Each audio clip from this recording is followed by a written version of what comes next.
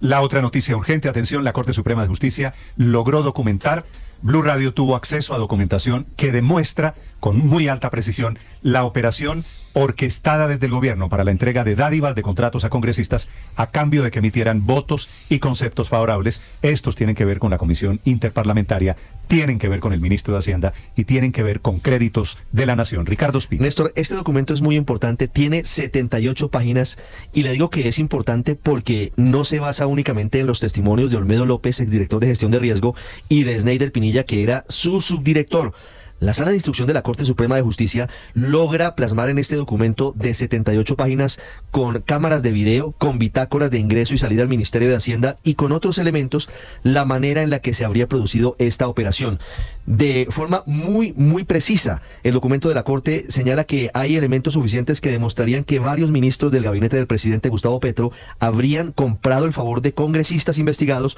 por medio del ofrecimiento del manejo de 3 contratos de mitigación de la Unidad de Gestión de Riesgo por 700.000 millones de pesos. En total, la Sala de Instrucción de la Corte analizó 59 elementos materiales probatorios, entre certificaciones, videos de cámaras de seguridad, actas de reuniones y archivos hallados en teléfonos celulares y computadores, y más de 11 declaraciones de testigos, con los que logró reconstruir con un alto nivel de detalle lo que podría ser el detrás de cámaras que demostraría que tanto funcionarios del gobierno Petro como un grupo de congresistas pudieron haber cometido el delito de cohecho. Los altos funcionarios del gobierno del presidente Gustavo Petro mencionados en la investigación de la Corte Suprema de Justicia son el ministro de Hacienda Ricardo Bonilla, el entonces ministro del Interior Luis Fernando Velasco, la ministra de Trabajo Gloria Inés Ramírez, el ministro de Salud Guillermo Alfonso Jaramillo y el entonces director del DAPRE del Departamento Administrativo de la Presidencia Carlos Ramón González, quienes según la Corte durante el último trimestre del año pasado sostuvieron reuniones y conocieron o tomaron decisiones muy controvertidas para destrabar el trámite de proyectos y solicitudes del gobierno que permanecían estancadas en el Congreso de la República. Otros funcionarios clave dentro del caso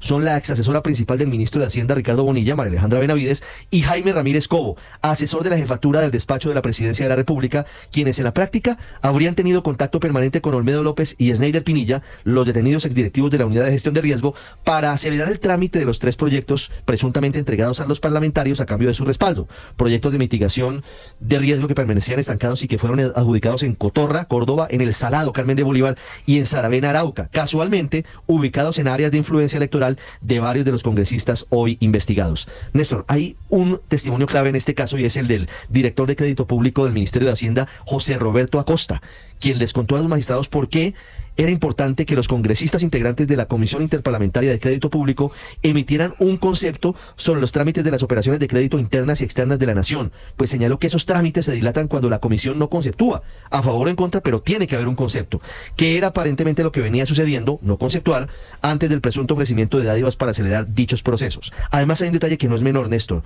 y es que Acosta, José Roberto Acosta, dejó de asistir a las sesiones de la Comisión Interparlamentaria a partir de noviembre del año pasado, justo cuando comienzan a darse los presuntos tratos entre el gobierno y los congresistas, tratos presuntamente ilegales. Acosta explicó que dejó de asistir a esas reuniones por solicitud directa del ministro de Hacienda Ricardo Bonilla, quien, según explicó textualmente, me dijo que lo más conveniente era que yo no hiciera presencia en adelante para no exacerbar los ánimos o generar reacciones que podrían servir de pretexto para romper el quórum. Otro dato que no es menor, Néstor, en el caso que estamos hablando es que la persona que reemplazó a José Roberto Acosta en estas reuniones de la Comisión Interparlamentaria de Crédito Público a partir de noviembre del año pasado fue la entonces mano derecha del ministro Ricardo Bonilla, María Alejandra Benavides, pieza fundamental dentro de esta historia. A quien la metieron en ese comité. Claro, sacan a Acosta y la meten a ella. Ella permanecía asistiendo, pero adquiere un papel protagónico después de la salida de Acosta y cuando se habrían dado todas las actuaciones presuntamente ilegales. La Corte Suprema de Justicia en esto recuerde que investiga a Guadid Mansur, Julián Peinado, Juan Diego Muñoz, Karen Manrique, Liliana Vitar y Juan Pablo Gallo, congresistas.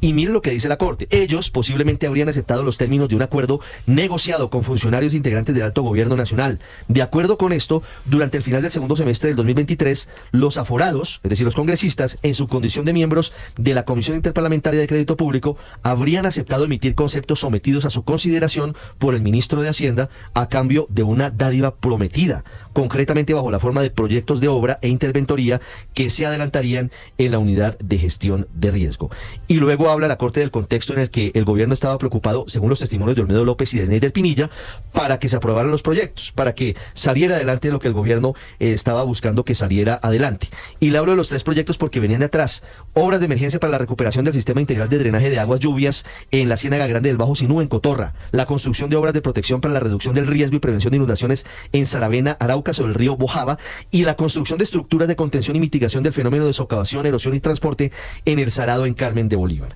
Hay un dato que es importante, Néstor, además de lo que hemos venido contando, y es que la Corte le da credibilidad al testimonio de Olmedo López sobre el famoso cónclave que se habría dado el lunes 27 de noviembre del año pasado